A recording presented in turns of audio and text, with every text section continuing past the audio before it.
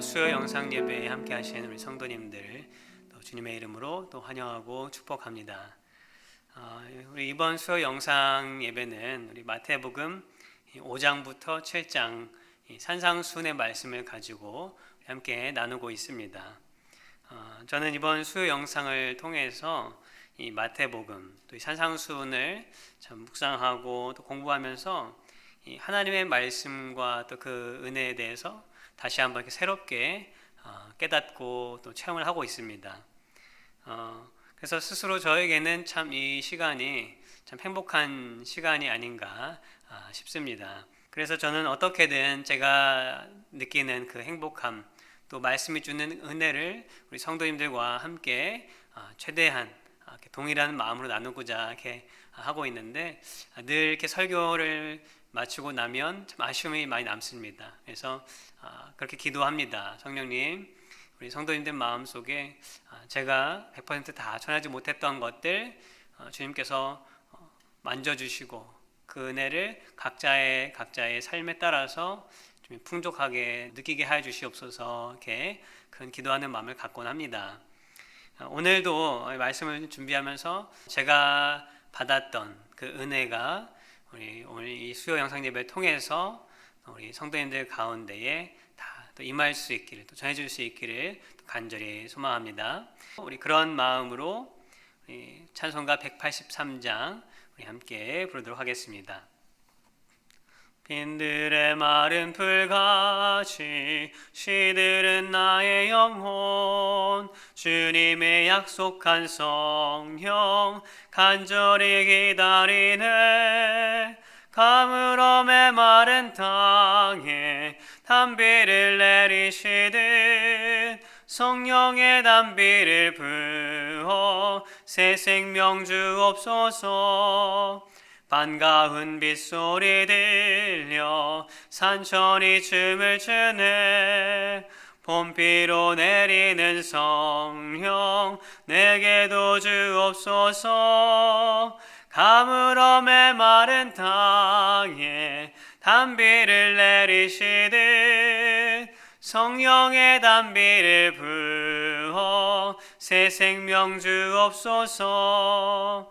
절 따라 우러를 내려 조목이 무성하니 갈급한 내 심령 위에 성령을 부으소서.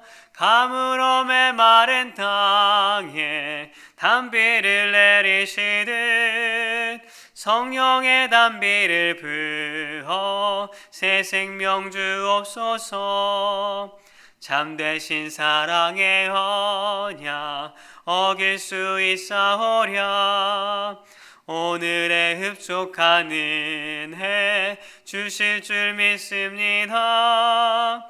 가물어 메마른 땅에 단비를 내리시듯 성령의 단비를 부어 새 생명 주옵소서. 아멘. 오늘 함께 볼 말씀 우리 계속해서 5장 1절부터 12절까지의 말씀이 되겠습니다. 마태복음 5장 1절부터 12절까지의 말씀 함께 보도록 하겠습니다. 제가 읽도록 하겠습니다. 예수께서 무리를 보시고 산에 올라가 앉으시니 제자들이 나아온지라. 입을 열어 가르쳐 이르시되 심령이 가난한 자는 복이 있나니 천국이 그들의 것이미요. 애통하는 자는 복이 있나니 그들이 위로를 받을 것이미요. 온유한 자는 복이 있나니 그들이 땅을 기업으로 받을 것이미요. 의에 줄이고 목마른 자는 복이 있나니 그들이 배부를 것이미요. 긍휼히 여기는 자는 복이 있나니 그들이 긍휼히 여김을 받을 것이미요. 마음이 청결한 자는 복이 있나니 그들이 하나님을 볼 것이미요. 화평하게 하는 자는 복이 있나니 그들이 하나님의 아들이라 일컬음을 받을 것이미요. 의를 위하여 박해를 받은 자는 복이 있나니 천국이 그들의 것임이라. 나로 말미암아 너희를 욕하고 박해하고 거짓으로 너희를 거슬러 모든 악한 말을 할 때에는 너에게 복이 있나니 기뻐하고 즐거워하라. 하늘에서 너희의 상이 큼이라. 너희 전에 있던 선지자들도 이같이 박해하였느니라.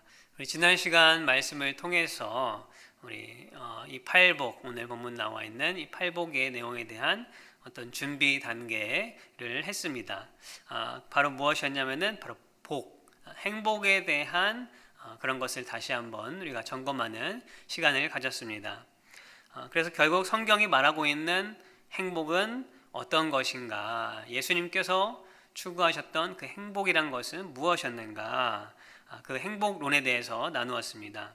바로 하나님의 말씀을 지키고 묵상하는 것, 하나님의 말씀이 삶의 모든 부분을 통치하고 있는 것이 복이다라고 우리가 함께 나누었습니다. 내게 무엇이 있어서 이러이러한 것이 있어서 복이고 행복하다라고 하는 것이 아니라 그러한 것이 없을지라도 하나님께서 말씀을 통해 나와 함께 하시다. 나와 함께 하시고 여전히 나의 삶을 통치하시고 인도하신다면 그 삶이 바로 복 있는 삶, 행복한 삶이다라고 우리 같이 함께 나누었습니다. 팔복의 말씀은 바로 그 복이 어떻게 우리에게 나타나는지, 복 있는 사람은 어떻게 되는 것인지, 어떤 모습으로 살게 되는 것인지 예수님께서 좀 더 자세히 풀어주신 것이 이 팔복이라고 할 수 있겠습니다. 오늘은 이 팔복 중에서 먼저 두 가지, 앞에 부분에 나와 있는 두 가지를 함께 나눠보고자 합니다. 먼저 이런 질문을 한번 드려보고 싶습니다. 성도 여러분, 여러분은 예수님께서 이 땅에서 사역을 하실 때에 행복하셨다라고 생각하십니까? 내가 보는 관점, 아니면 그때 당시에 어떤 사람들이 보는 객관적인 관점이 아니라 예수님 자신이 생각하셨을 때에 예수님 자신은 이 땅에 오셔서 살았던 그 삶이 행복했다라고 느꼈을까요?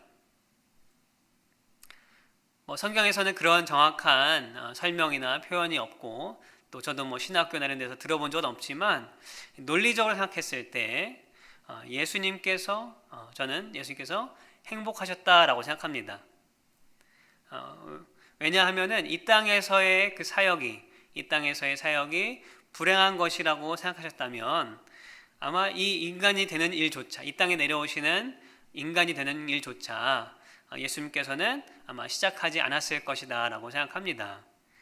그런데 사실 이 예수님의 삶 자체는 우리 인간의 눈으로 보기에는 행복하다라고 생각할 수 있는 것이 사실 그다가 없습니다. 한때 많은 사람들이 예수님을 왕으로까지 삼으려고 할 만큼의 인기는 있었지만 그것은 오로지 그 사람들의 욕심 때문이었고 그나마 어떻게 됩니까? 십자가 사건으로 인해서 한순간에 다 사라져버린 것이 그 인기였습니다. 그 외에는 예수님은 머리둘 곳도 없는 그런 떠돌이 인생이었고 어떤 기득권층의 그 유대인 지도자들은 날마다 예수님을 향해서 미움과 조롱을 퍼부었습니다. 결국에는 이 제자들까지도 3년 동안 같이 한 제자들까지도 배신하였습니다. 그리고 마지막은 이 십자가라는 말도 안 되는 그런 잔혹한 그런 죽음을 맞이한 삶이 예수님이 이 땅에 살아가신 삶의 모습이었습니다. 그렇다면 예수님은 무엇으로 행복할 수 있었을까? 어떻게 사셨길래 행복한 삶이라고 우리는 생각해 볼 수 있을까? 예수님은 오늘 본문 이 팔복을 가지고 그 행복을 이야기하시는 줄 믿습니다.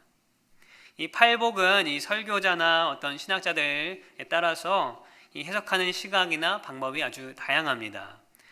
존 스토트라는 우리 신학자의 말에 따르면 이 본문은 너무나 우리에게 잘 알려져 있는 본문이다. 하지만 그만큼 제대로 이해되지 못한 본문이다라고 그런 말까지 할 정도로 이 팔복에 대한 해석과 다양한 방법들이 아주 다양하다라는 것을 우리가 볼 수가 있습니다.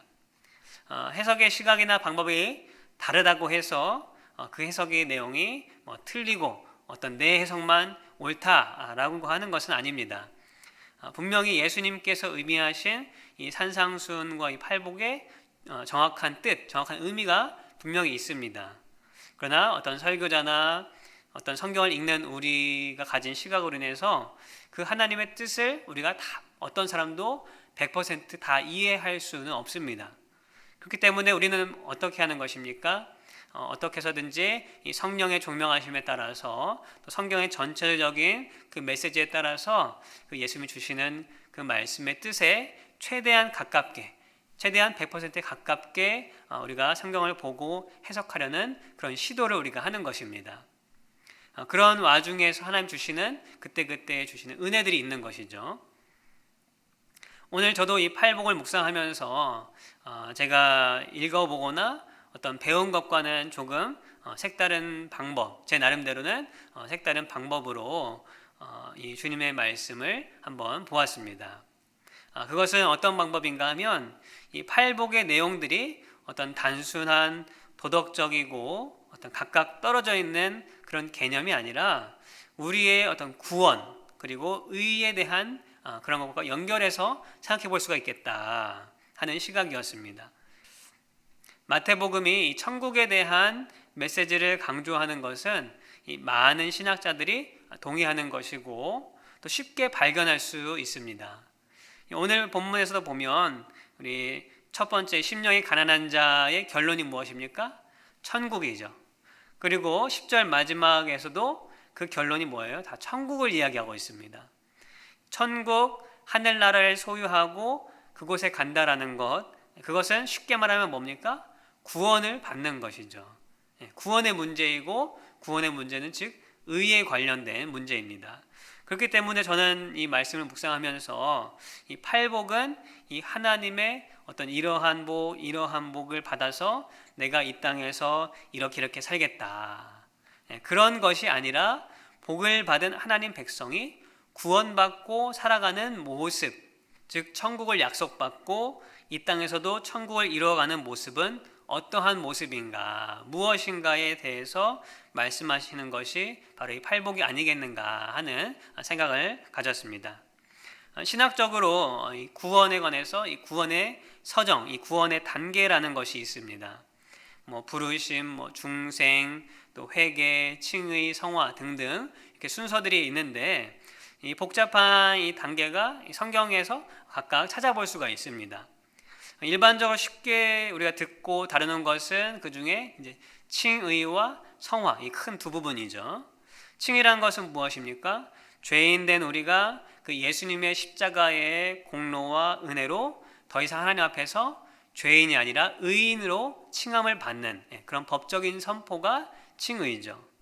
또 성화라는 것은 무엇입니까? 그렇게 의롭다함을 받은 그런 하나님의 백성이 이 땅에서 이 성령의 도우심 가운데에 날마다 예수님을 조금씩 닮아가는 그러한 삶과 그런 열매와 과정을 말하는 것입니다. 그런데 이 구원의 서정의 특징이 무엇인가 하면 이 순서들은 사실 언제 일어나는지 또 그 순서가 무엇이 먼저가 되고 어떻게 일어나는지에 대해서 참 명확하게 말하기 어렵다는 특징이 있습니다. 왜냐하면 이 구원의 순서들이 하나하나 어떤 계단식으로 이렇게 딱딱딱 일어나는 것이 아니라 어떤 것들은 동시에 일어난 것 같기도 하고 어떤 것은 시간이 오래 걸리는 일도 있고 그렇기 때문에 우리가 어떤 그 구원의 과정들이 이 시간에 딱 일어나고 누구는 이렇게 일어나고 그렇게 쉽게 말하기 어렵다라는 것이 있습니다. 하지만 이 중요하고 대부분 동의하는 것은 무엇인가 하면 이 처음 구원의 순서가 시작이 되면 이 나머지는 자연스럽게 따라오게 되어 있다. 어떤 연속성에 대해서는 대부분 동의를 합니다. 저는 이 팔복도 그와 같이 한번 바라보았습니다. 한 가지의 복들을 떼어내 가지고 이 복은 이런 것이고 이 복은 이런 것이고 그래서 혹시나 우리가 오해해서 나는 팔복 중에 이러이러한 복을 통해서 내가 이렇게 살아보겠다. 그렇게 생각하는 것은 예수님께서 주신 이 팔복의 전체적인 메시지와는 좀 거리가 있는 것이다 라고 생각을 합니다. 이 팔복은 처음 심령이 가난한 자의 복이 이루어지는 사람이라면 사람마다 그 나타나는 모양은 다르겠지만 반드시 그 과정이 이루어져서 마지막은 어떻게 됩니까? 의를 위해 핍박을 감수하는 그러한 복도 누릴 수 있는 상태로 쭉 이어지고 또 그렇게 나아가야 된다라는 그런 생각을 하게 된 것입니다. 다시 말씀드리면 이 팔복이라는 것을 바라볼 때에 한 가지 한 가지 떼어보고 나는 이 복만을 취하겠다. 나는 이 복을 통해서 하나님의 어떤 그런 은혜를 누리겠다. 그것이 아니라 이것은 구원받은 자에게, 하나님의 백성에게 처음 이 심령이 가난한 자의 복이 시작되면 마지막까지의 그 의의 복이 쭉 우리 삶에서 나타나야 된다는 것. 그 연속성을 우리가 좀 생각을 해볼 수 있으면 좋겠습니다. 그래서 오늘 이러한 관계 속에서 우리 팔복의 먼저 앞에 두 가지를 우리가 함께 나눠보고자 합니다. 첫 번째 복을 말씀하시는데 무엇입니까? 심령이 가난한 자는 복이 있나니 천국이 그들의 것이며. 이 처음 단계부터 사실 잘 해석해야 그 나머지 다른 것들도 바른 방향으로 해석할 수가 있습니다. 이 심령이 가난한 자는 무엇이 심령이 가난하다라는 것인가? 이 말씀을 준비하면서 몇몇 목사님들의 설교도 보고 또 듣고 이렇게 책도 보았습니다. 대부분 동의하시는 것은 무엇인가 하면 여기 가난하다라는 것은 물질적인 것이 아니다라는 것입니다. 사실 같은 본문 내용이 이 누가복음에도 오늘 본문 내용이 나옵니다. 그런데 이 누가복음에는 이 앞에 심령, 영이라는 단어가 없습니다. 그래서 그냥 가난한 자, 가난한 사람이라고 나와 있습니다. 그래서 어떤 분들은 이 땅에 가난한 자들과 소외받는 자들을 위로하기 위한 말씀이다, 예수님의 말씀이다라고 그렇게 보시는 분들도 있습니다. 물론 그 말도 일리가 없는 말은 아니지만 예수님께서 또 실제로 가난하고 소외받는 자들을 위로하셨지만 이것은 이 온전한 해석으로 보기는 조금 힘들다. 특별히 마태복음에서는 더더욱 그러하다라고 할 수 있겠습니다. 왜냐하면은 예수님께서 말씀하실 때 이 심령이 가난한 자의 그 결론은 무엇입니까? 어떤 보상으로 주어지는 것이 이 천국을 이야기하고 있습니다. 천국, 즉 구원을 이야기하시는 것입니다. 가난한 자들, 사회적으로 소외받는 자들만 천국을 약속하시고 구원을 하신다라고 보면 이 땅에 좀 물질이 있고 부유한 사람들은 그 천국을 소유할 수가 없고 그 구원에 참여할 수가 없습니다. 그들은 다 그 구원의 문제에 있어서 제외되어야 됩니다. 하지만 신약 성경에 이 부자들 중에 주님을 믿고 구원받고 훌륭한 그리스도인이 된 사람들이 여럿 있습니다. 그 중에 대표적인 사람이 누굽니까? 사도행전에 나오는 이 바나바 같은 사람이죠. 그러면 여기서 말씀하시는 이 심령이 가난하다는 것은 무엇인가? 먼저 가난하다는 것은 어떤 우리의 물질의 정도의 차이를 말하는 것이 아니라 이 어떠한 상태를 말한다라고 볼 수가 있습니다. 이 원어의 의미는 이 단순히 어떤 경제적인 부족함 그런 것이 아니고 국어라는 어떤 그 사람의 어떤 그 가난한 애절한 필요를 아주 간절하게 느끼는 그 상태를 말을 하고 있습니다. 부족한 정도가 아니라 정말 오늘 하루를 살아갈 것도 없는 그런 사람의 그 간절함, 그 필요에 대한 어떤 그 간절함이 이 원어의 뜻에 담겨져 있다는 것입니다. 또한 이 가난한 자라는 표현은 구약에서 종종 등장합니다. 시편 69편 29절에 이렇게 기록하고 있습니다. 오직 나는 가난하고 슬프오니 하나님이여 주의 구원으로 나를 높이소서. 우리 시편 69편의 전체를 쭉 읽어보시면 아시겠지만 이 시편 기자가 물질이 없거나 해서 가난하다라고 표현하고 있는 것이 아닙니다. 그는 자신이 환난 속에서 그 어려운 중에 도움을 청할 곳이 하나님밖에 없음을 그 간절히 표현한 것이 자기는 가난한 사람이라고 표현한 것입니다. 오히려 어떤 단어가 등장하게 되냐면 구원이라는 단어가 계속 등장을 합니다. 그러면서 그가 필요한 것은 어떤 물질적인 부유함이 아니라 바로 하나님의 구원이 필요하다라는 것을 간절히 호소하고 있는 것입니다. 이사야 61장 1절에도 이런 말씀이 있습니다. 주 여호와의 영이 내게 내리셨으니 이는 여호와께서 내게 기름을 부으사 가난한 자에게 아름다운 소식을 전하게 하려 하심이라. 아주 유명한 구절의 말씀이죠. 여기서도 가난한 자라고 표현한 것은 고통 중에 있는 어떤 주의 백성들, 또 하나님의 구원이 절실하게 필요한 그러한 자들을 말하는 것입니다. 즉 심령이 가난하다는 것은 지금 내게 하나님의 구원이 너무도 간절히 필요한 그런 상태, 그런 것을 정말 구걸할 정도의 그런 간절함이 있는 것을 의미한다고 할 수 있습니다. 아까 말씀드렸던 이 구원의 서정, 구원의 단계와 비교한다면 우리에게 구원이 시작되려면 먼저 하나님의 필요성이 우리에게 느껴져야 합니다. 이 성령의 역사 가운데에 평소에는 어떤 예수 아니면 복음, 어떤 교회, 천국 그런 단어들이 들었을 때에 전혀 아무런 감정도 느껴지지 않고 필요성도 없고 나와는 별개의 문제인 것처럼 느껴졌었는데 어느 순간 이상하게 어떤 교회에 대한 마음이나 하나님이 살아계신다면 나는 어떻게 해야 할까라는 생각이 든다든지 예수님을 믿어보고 싶다라는 어떤 그런 부드러운 마음이 되는 어떤 그 중생의 과정이 우리에게는 필요합니다. 바로 그러한 상태가 심령이 가난한 상태라고 우리가 말을 할 수 있겠습니다.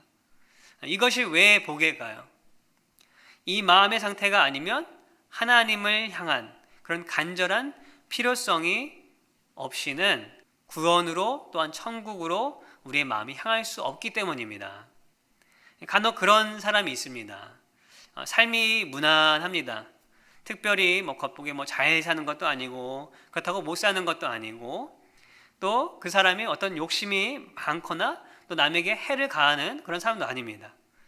무엇인가 간절히 원해서 이루고 싶은 것도 없고 그냥 지금 그대로가 좋은 그런 사람들, 이런 사람들에게 복음을 전하면 그런 사람들이 복음을 잘 받아들일까요?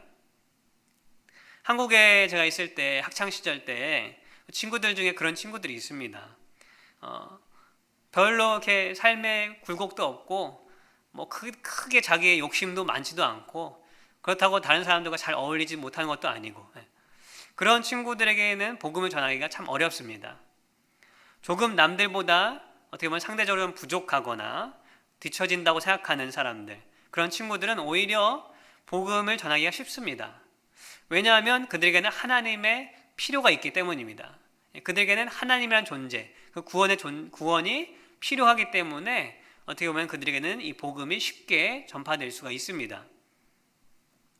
제일 잘 느꼈던 것은 제가 고등학교 3학년 때 말씀드렸다시피 저는 기독교 학교를 나왔기 때문에 학교의 그 일과 중에 예배가 있습니다. 채플 시간이. 근데 그 두 가지 채플이 있어요. 하나는 모든 전교생들이 다 드려야 되는 주중에 이제 아침에 수요일이 아침이었나요? 목요일이었나요?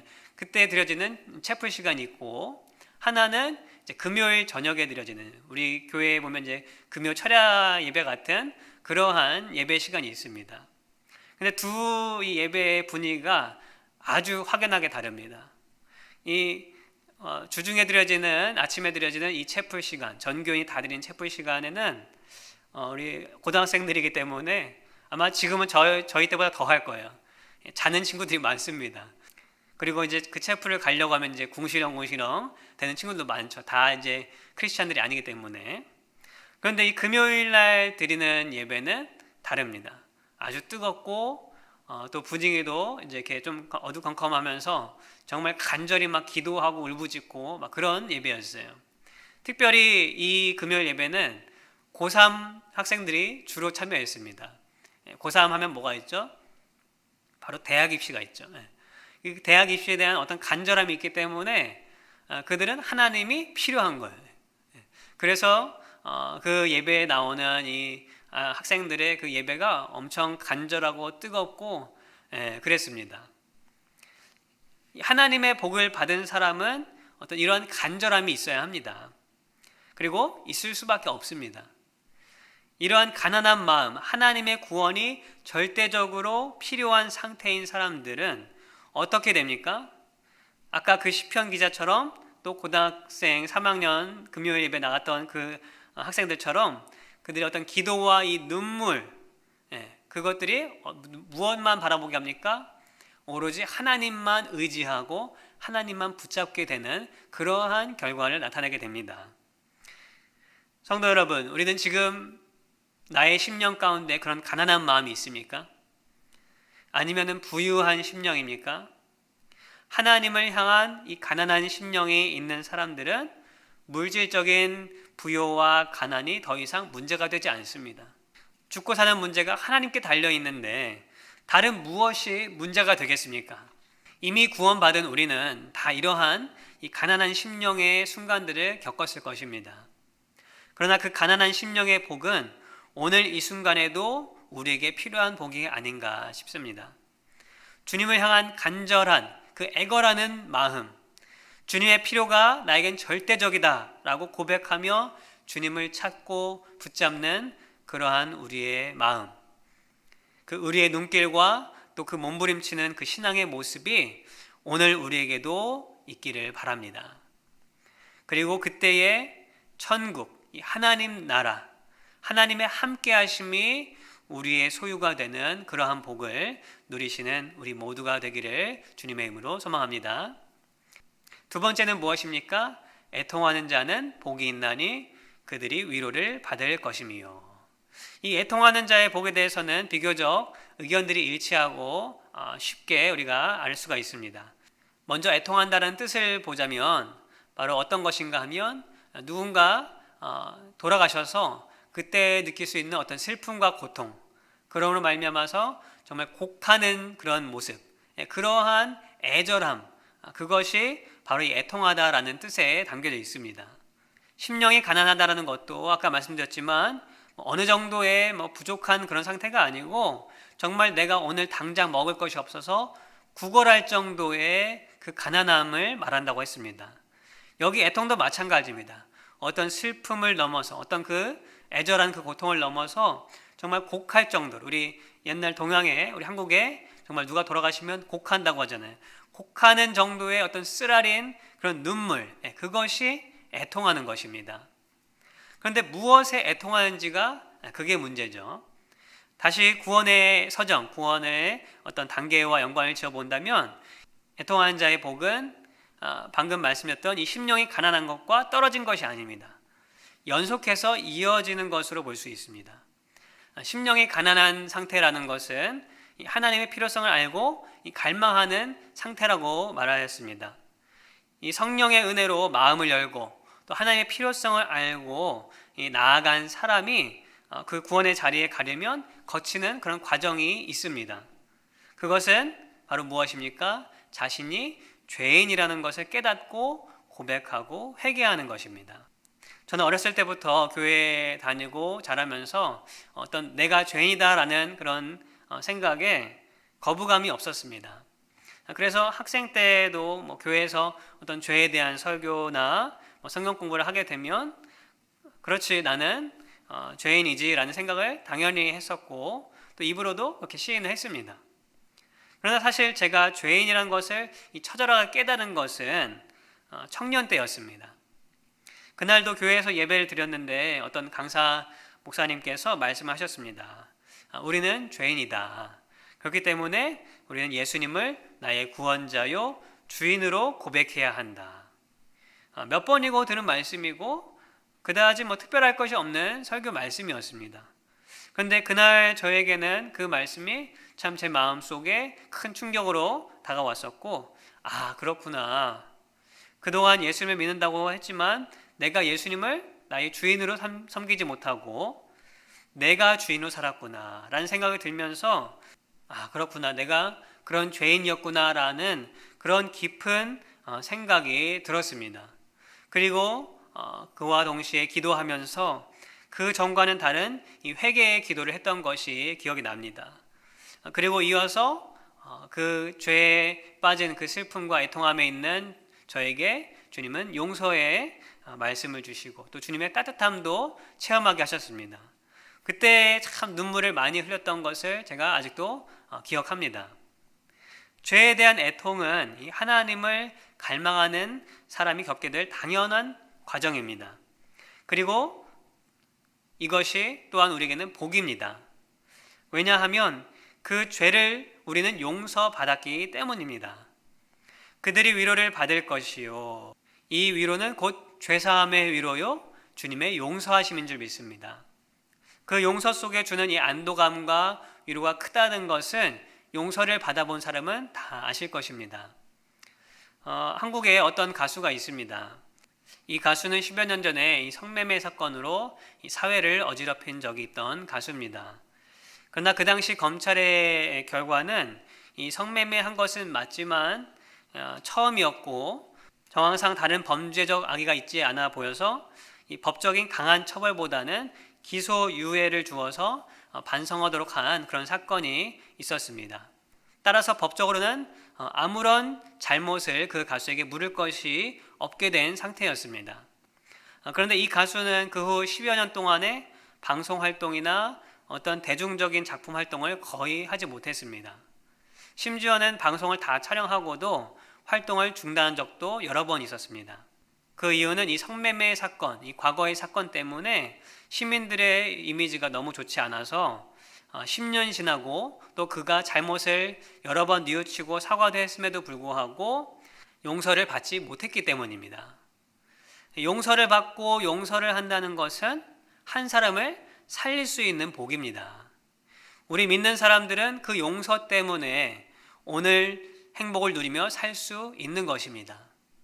그러나 그 용서 이전에 우리에게는 무엇이 있어야 됩니까? 바로 죄에 대한 애통함, 그 회개의 순간들이 있어야 됩니다. 죄에 대한 애통함, 하나님을 알지 못하고 불순종했던 나의 모습에 대한 그 애통하는 그 심정. 어쩌면 우리가 삶에서 이 행복을 온전히 느끼지 못하는 것은 이 매일매일의 삶에서 너무나도 쉽게 죄를 용납하고 그것에 대해서 애통하지 못하고 죄와 싸우지 않기 때문인지도 모릅니다. 정말로 하나님을 향한 그 간절함이 있는 사람이라면, 하나님의 말씀이 삶에서 묵상이 되어지는 사람이라면 무엇보다 이 죄에 대한 애통함이 날마다 있어야 될 줄 믿습니다. 오늘 나를 돌아볼 수 있기를 바랍니다. 나는 죄에 대해서 또 하나님이 싫어하시는 일과 또 말과 행동에 얼마나 내가 애통하는 마음을 가지고 있는가. 애통할 때에 주님은 용서하심으로 기다리시는데 내가 얼마나 그 주님을 무시하였는가, 얼마나 그 주님을 등지고 살았는가 한번 생각해 볼 수 있는 그런 시간이 되기를 바랍니다. 그리고 다시 그 복, 주님이 주시는 죄사함과 용서함의 복을 우리 모두가 누릴 수 있기를 주님의 이름으로 소망합니다. 그리고 말씀을 정리합니다. 복은 이미 우리에게 주어졌습니다. 그러나 나의 심령의 어떤 부요함 때문에, 죄에 대해 애통하지 못함 때문에 그 온전한 복을 누리지 못하고 있지는 않은지 우리는 조용히 묵상해 볼 필요가 있습니다. 내 주위의 상황이 어렵다고 해서, 당장 살아가야 할 삶이 막막하다고 해서 하나님을 간절히 찾지 못하는 삶이 아니라, 또 죄에 대해 타협하는 삶이 아니라, 내 상황이 어렵기 때문에, 당장 살아갈 힘이 없기 때문에 더더욱 주님을 간절히 필요로 하는 그런 가난한 심령, 죄에 대한 애통함으로 우리가 나아갈 때에 하나님은 오늘도 우리 가운데 천국을 소유하게 하시고 또 용서의 행복을 주시는 분이신 줄 믿으시기 바랍니다. 이러한 놀라운 복을 누리고 또한 나눌 수 있는 저와 우리 모든 베들레 성도님들 다 될 수 있기를 우리 주님의 이름으로 축복합니다. 기도하겠습니다. 우리에게 복을 주시길 원하시는 하나님 아버지, 가난한 심령을 허락하여 주옵소서.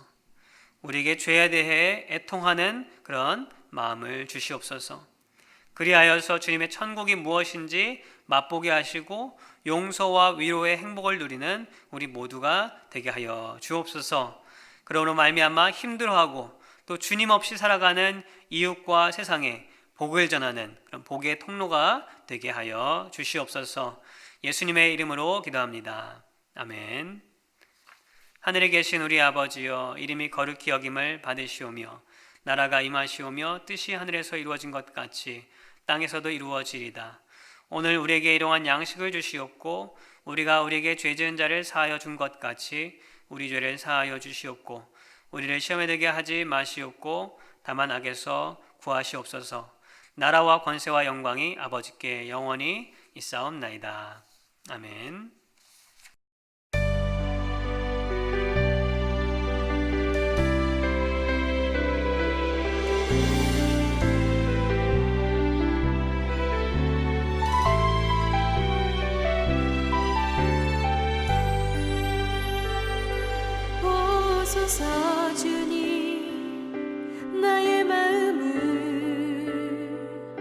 선한 것 하나 없습니다. 그러나 내 모든 것 주께 드립니다. 사랑으로 안으시고 날 새롭게 하소서. 주님 마음 내게 주소서. 내 아버지 주님 마음 내게 주소서. 나를 향하신 주님의 뜻이 이루어지도록 주님 마음 내게 주소서. 오소서 주님, 나의 마음은 선한 것 하나 없습니다. 그러나 내 모든 것 주께 드립니다. 사랑으로 안으시고 날 새롭게 하소서. 주님 마음 내게 주소서. 내 아버지 주님 마음 내게 주소서. 나를 향하신 주님의 뜻이 이루어지도록